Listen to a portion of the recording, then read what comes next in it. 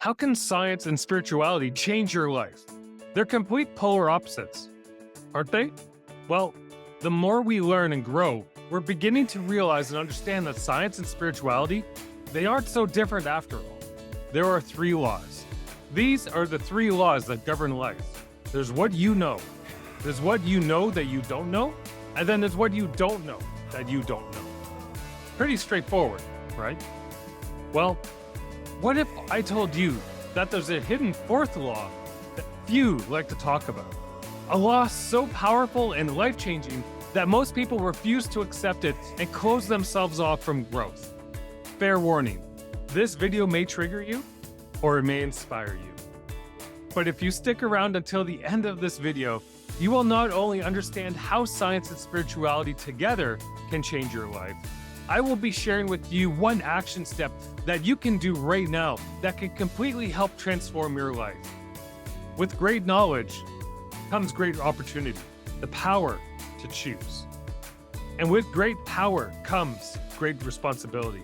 So stick around, we're diving in deep. In this world, there's a lot that we as society and a population know.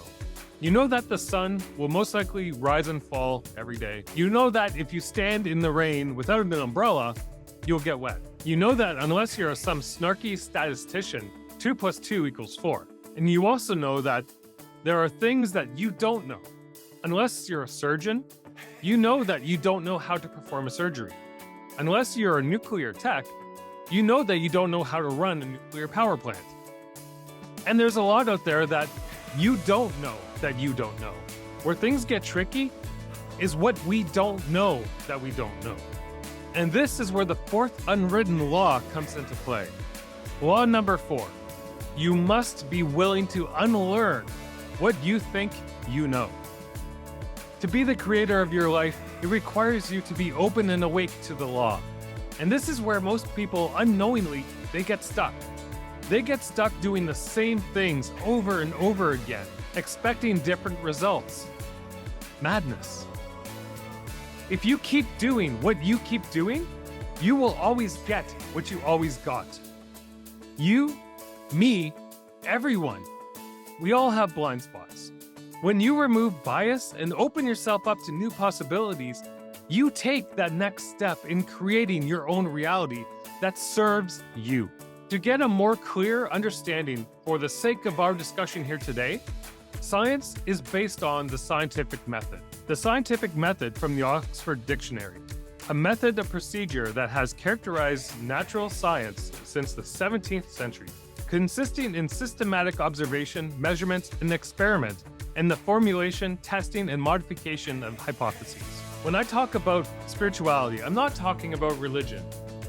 I'm talking about spirituality as a whole, as a much more broad definition that depends on the filters and realities of those who are trying to define it. So, how can these two things possibly be connected?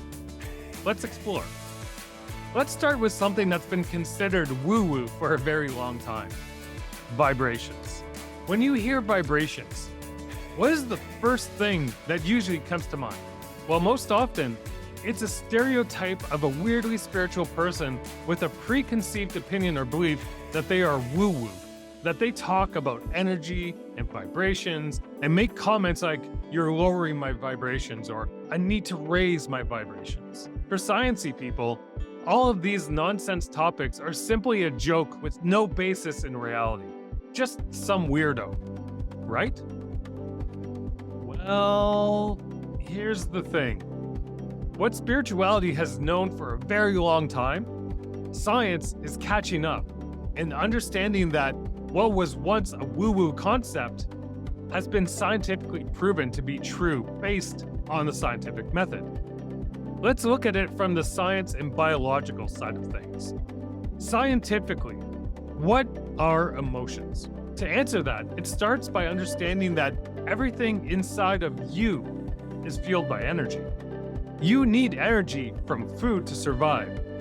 The human brain is one giant computer consisting of approximately 80 billion batteries. These batteries are known as neurons, and they possess the ability to accumulate a charge across its membrane which results in a small voltage.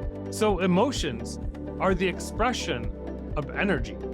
Happiness, sadness, frustration, joy.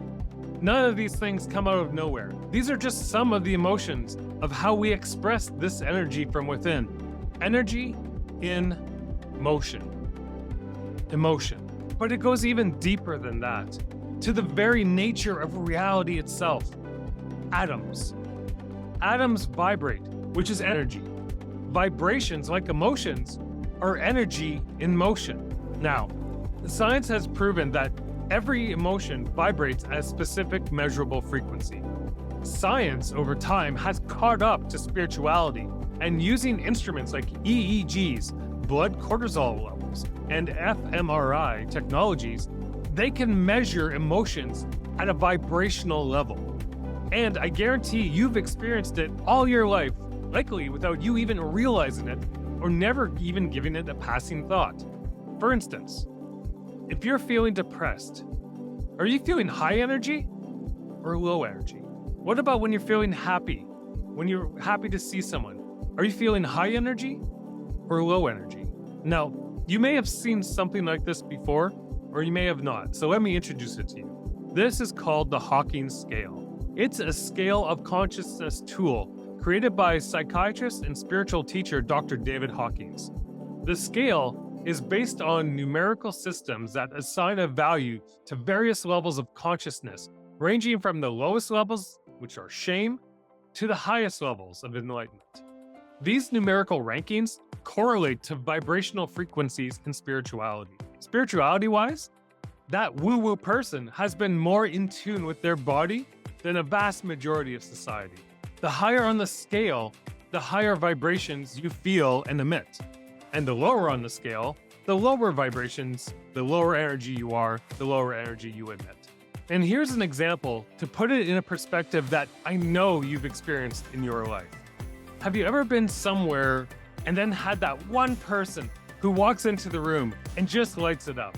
That makes you feel happier and more expansive by them just being there. What about if you were ever asked to go somewhere and you weren't really sure about it? And then you asked who all was going, and that one name pops out and takes you from going meh to sure, I want to go. Now, what about the opposite? What about someone who walks into a room and immediately brings everyone down and makes everyone feel depressed? That used to be me. So, what's the connection to science? How is it just not a woo-woo concept? The first law of thermodynamics, energy is neither created nor destroyed. Energy is contagious. Energy is infectious, which means that the frequencies in which that energy is generated in and transferred in is as well. So the next time you hear about people talking about raising their vibrations, understand that it's actually science and not just some sort of hippie thing to say and do. Want another one? Here's an even more powerful link between science and spirituality. How about the law of attraction? This has been a spiritual concept for a very long time. Visualize something and it will appear. Does that mean if you visualize yourself winning the lottery, it's going to happen? Well, may the odds be ever in your favor, but probably not. Spiritually, visualization is the process of picturing in your mind's eye the things that you want in and out of your life, like it has already happened or that it's going to happen. Again, to most people, the law of attraction is considered a woo-woo concept. Here's the thing though, how can a woo-woo concept be referenced by so many people who credit it as part of their professional and personal success and happiness? Science is only recently catching up to spirituality, and through scientific testing, it has been confirmed that the power of visualization and the law of attraction is real, and it actually works. Through testing people who visualize using MRI machines, the science shows that when visualizing, the human body exudes the same brain activity in the same areas as someone who is actually doing the action. What this means is that your brain doesn't know the difference between visualizing and actually doing the action. So if you're laying in bed, visualizing playing the guitar, your brain doesn't know the difference and acts as if you are actually sitting there on a chair and playing those same chords. And the best part is that this is a method of practice that you can do anytime. And the more the science catches up, the more you see it utilized in modern society. You see it in sports all the time. Michael Phelps, arguably the most decorated Olympian of all time. He has 23 gold medals. He credits visualization as part of his massive success. And many other athletes also credit law of attraction and the act of visualization for their success. Michael Jordan, arguably the greatest basketball player of all time, is one of those people. Mike Camilleri, as seen here, is just one example of a successful hockey player that practices it. But it's more than just athletes. Some of the most noteworthy examples of people who credit the law of attraction for part of their success are Elon Musk, actors Jim Carrey, Denzel Washington, Arnold Schwarzenegger, Will Smith when he's not smacking people around, Oprah Winfrey, Conor McGregor, Jay-Z, Lady Gaga, Steve Harvey. These are just the tip of the iceberg. Since your body and your mind have been scientifically proven to not know the difference, visualizing builds stronger and stronger neural connections, which directly improve your skills and abilities. If you want to get better at something, the more you visualize, the more you practice in visualization, the better you will get. These are just two concepts of how science and spirituality are actually connected and back each other. So why did we cover those two examples specifically? This circles us back to the fourth law, that you need to be open to adopt and accept here today. That you must be willing to unlearn what you think you know. There are many aspects when it comes to being willing to unlearn of what we think we know in order to grow. It's not an easy law to accept. People as a whole, they don't like to feel wrong, especially if it's something they've believed in for their entire life. Plato's cave is a great example. And if you're not familiar with the allegory, here it is in a quick nutshell. A group of prisoners have been chained up in a cave since birth. They've spent their entire life inside of this cave, chained with no knowledge of the outside world. They're chained facing a wall, unable to turn their heads, while a fire behind them gives off a faint light. And behind them, occasionally people walk by with objects and figures of animals that cast shadows on the cave wall in front of the prisoners. The prisoners name these shadows and classify them. Their perception is that these shadows are real. These shadows are reality. And then one day, one of the prisoners' chains comes off and the prisoner escapes outside the cave.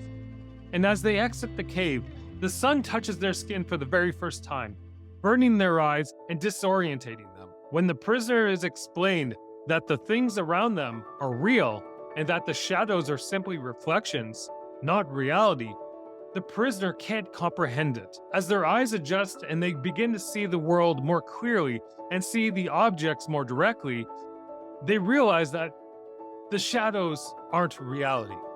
As the prisoner enters the cave, everything is so dark for them, and the shadows, which were once very crisp and clear, are very difficult to see. The prisoner walks over to the others and explains the situation, explains that the shadows aren't reality.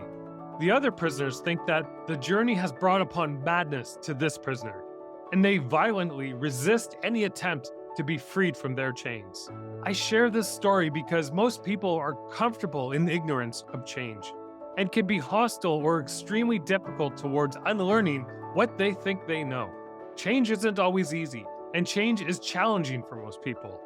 Feeling like you've been wrong this entire time is a problem for the human ego, the subconscious part of our brain. It's not always easy to let go of the bias and the ego and admit that you're wrong. Or when you realize that what you thought you knew were all a lie. Or admit that someone you believed in your entire life is actually incorrect or is hindering your growth. So to take back control and be the creator of your life, you need to adopt today's action item to empower up and simply allow yourself to be open to unlearn what you think you know.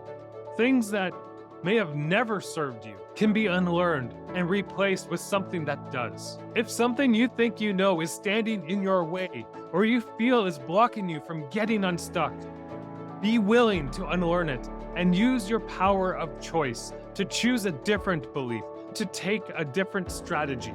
Write in the comments below that you are open to unlearning. Affirm it with yourself. Affirm it with the universe. Action builds traction.